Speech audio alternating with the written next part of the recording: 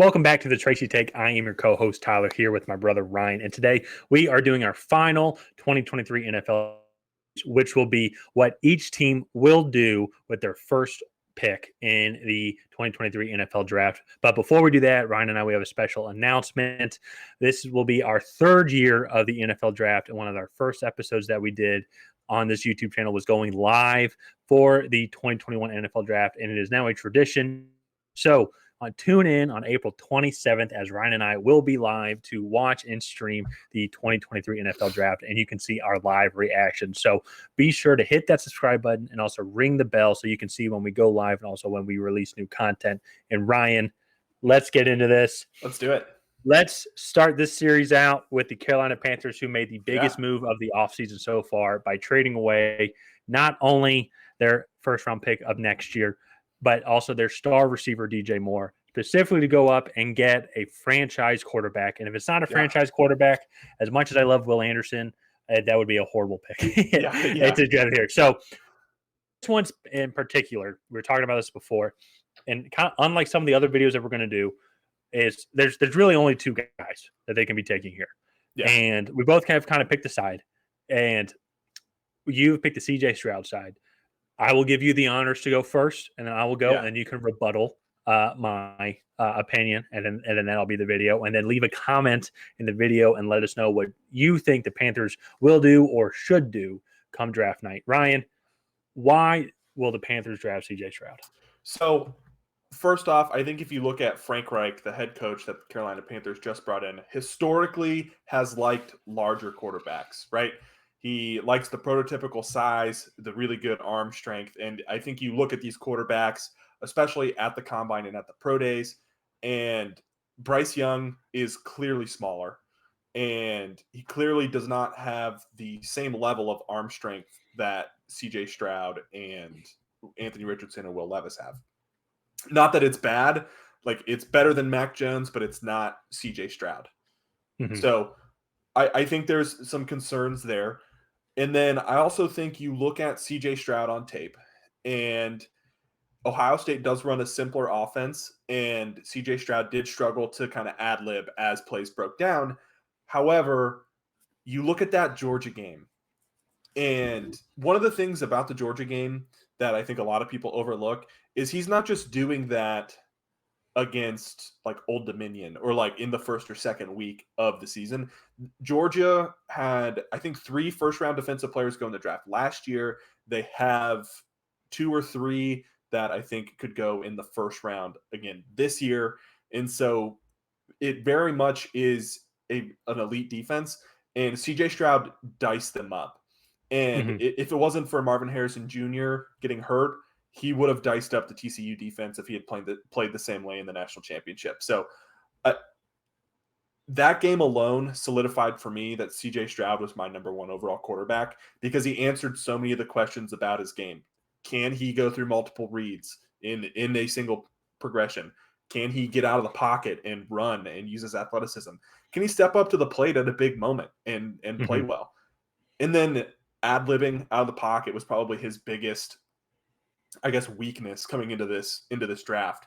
And he proved that he can do that at a very high level in that Georgia game against an elite defense. And so, yes, he did have really solid receivers at Ohio State. He did run a simpler offense, but he ran it to perfection in the biggest moment of his career and answered a lot of the questions in that game as well. So that's why I think CJ Stroud should be number 1. And yeah, so after that, I will hand it over to you. Tell me why I'm wrong and why Bryce Young should be the number 1 overall pick. Well, I will say also, as someone that was at that game specifically, it was very impressive to see CJ Stroud perform, and he was doing all the things that we had wanted him to do. The reason why I would think Bryce Young might be the pick here is that Bryce Young has been doing those things for as long as I've seen him. And if it wasn't for this thing about his size, he would be the number 1 overall quarterback. You look at not only just his physical tools that he brings to his physical talent that he brings to the field, but also what he brings to the locker room. Reports have talked about how when he comes in Monday morning after game prepping for the next week, he already knows like, hey, this offensive scheme would be better against this type of defense. Yeah. He is such a smart player and smart IQ player, and he's been a leader of the Alabama team, which is arguably, you can make an argument, is the biggest college brand in the US right here. And the fact that he's been that face of the franchise for 3 years now, because I think if I'm not mistaken, he was one of the first players to get an NIL deal. That's when I He remember was. I remember hearing his name first. I'm like, now he has taken that, and as he, if it wasn't for a couple ACL tears in the SEC championship and then also the national championship, I think that they would have won the national championship last year. And then you look at the talent on this Alabama team this past year, and he did not have the same level of receivers, and he was still able to put up amazing numbers. Mm-hmm. And he has been doing this in arguably the AAA of the NFL and the SEC football. And he has not gotten hurt. He hasn't had a serious injury. I won't say if he hasn't had a banged up ankle or anything like that. I'm not as sure about that, but he is completely self-aware of his size. And when you see these comparisons with him and Kyler Murray, I feel like they play different games. Kyler Murray is more of a scrambler. He wants to go out and get yards with his legs. And I'm not saying Bryce Young can't do that. He absolutely will do that.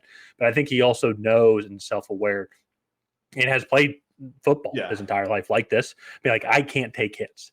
And I think that will transpire over. He doesn't have to learn how to slide. He knows that, like, I can't take hits off of the off chance because I'm half the size of these or these defensive linemen. So I think you go in and put him in the system. He is a very smart player. And what Panthers have done is they have gone out and they have brought in veteran receivers that know the league, know how to be successful in the league and what their quarterbacks are going to be looking for.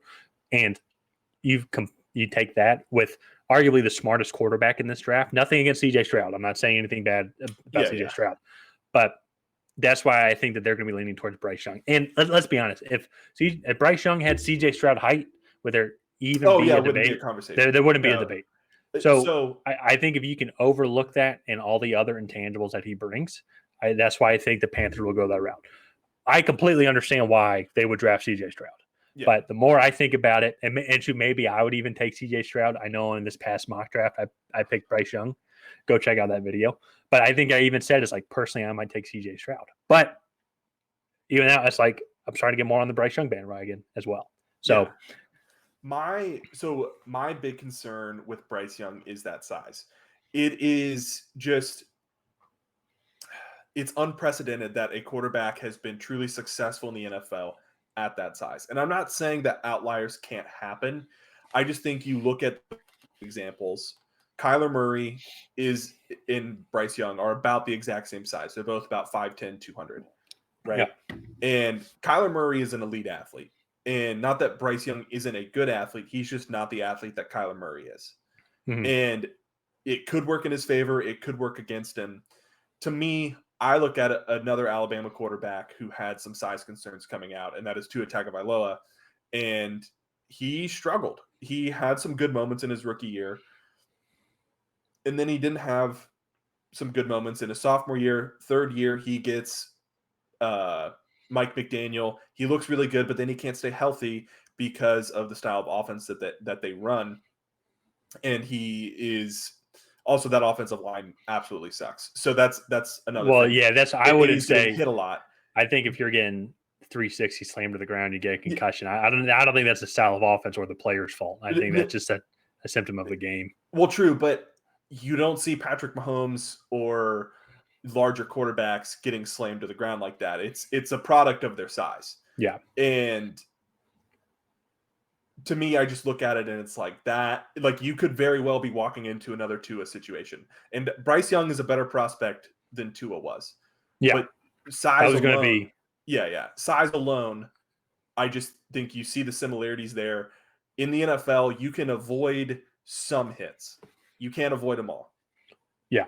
And so you addressed one of the things I was going to say is, who do you think is a better passer coming out of college, Tua or Bryce Young? Oh, Bryce Young, but hands Tua down, also, hands down.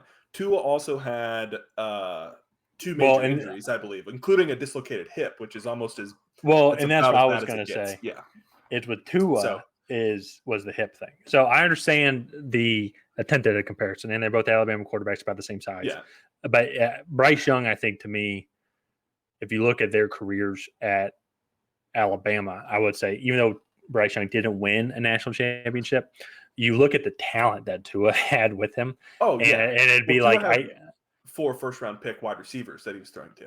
Well, and then also, I mean, I'd have to go back and look, but then the offensive lineman, I'm sure, as well, on top of that. Oh, yeah. And so, and Bryce Young, I'm sure, probably has that. I'm trying to think of, I don't think there's any offensive linemen. Tyler Steen, but he's going to be about a 3rd-round pick. Yeah, he's going to be later on. And so it's interesting to debate. I'll say right now, I won't have an issue with either one. I don't want the Falcons to go up against either quarterback. In the long term.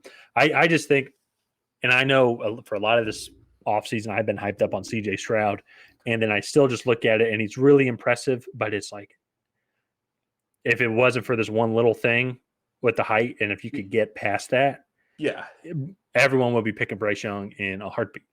So it'd be nothing's perfect, as always, except maybe Trevor Lawrence when you're the Jags. But it's if you get over that, while CJ Stroud, he had one great game. I was at that game. It was amazing. His performance alone is what made that game competitive and amazing. Otherwise, I think Georgia would have just come back and just stomped them. And so, but so that's why I think Bryce Young is still very much on the table. Oh, yeah. No, I think both guys are on the table. Before we wrap up the video, I did want to bring up one point that I heard, and I'll give credit to, I think it's Sam Monson from PFF. He kind of put this in my head, and he used this analogy. But Anthony Richardson, I think, is a dark horse a little bit for this pick, because I think he's still going to be a top 5 pick. But I think he's not quite getting enough consideration, because the analogy he used was the Panthers traded up to get this first overall pick. And he was like, why would you put yourself in position to hit a grand slam and then bunt? And he's like, you're already going to go up, like you've moved up so far, you're going to get the guy that you want. Why not take the big risk on a guy like Anthony Richardson? And I somewhat see his point, right? Unless like, obviously I think you move up because you really, really like a guy, but like, I see the logic there. Like, if you move up this far and then you still miss on CJ Stroud or Bryce Young, you're still going to get fired. Like, so the GM's lost his job. So that's kind of I guess the logic behind it. Like, so if you're going to swing for the fences, like, swing as hard as you can.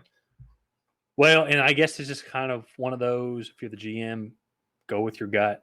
You know, and like to Sam's point, it's if don't try and listen to two brothers on the internet that don't know what they're talking about, and why you should pick one of these two players. If you really think Anthony Richardson is the best guy, and your point is like, you're going to get fired either way if he sucks for the next couple of years, be like, well, you might as well at least do what you believe in doing.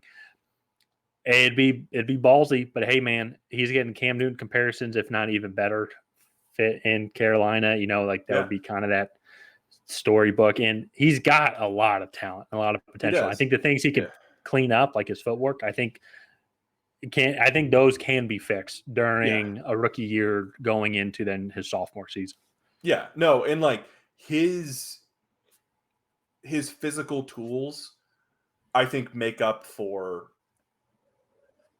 what you might lack in a true passing game, because he really is as fast as Lamar Jackson at the size of Cam Newton. Like he's one of the freakiest athletes I think we've ever seen come out of college. And so I think that if that's a player you are really comfortable hitching your wagon to, I mean, I could be on board with that. I think that is a risk that could be worth taking if you're not super sold on either of the two quarterbacks that we just talked about. So I would love it, because then I think it would cause mayhem. On the following, I think the Cardinals would love that pick, because then that means CJ Stroud or Bryce Young will be available at that time. So the asking price will go up a bunch if teams are wanting to move up. So it'd be very interesting to see if they did pick Anthony Richardson. I don't think that'll happen, but Also, I'm just some dude on the internet. Yeah, exactly. So I'm just another dude on the internet. So as well. But yeah, but let's go ahead. Let's wrap up this episode here. Again, if you guys have not already, please go ahead and like and subscribe down below. Leave a comment on which quarterback you would take first overall if you were the Carolina Panthers. And other than that, we will see you guys next time.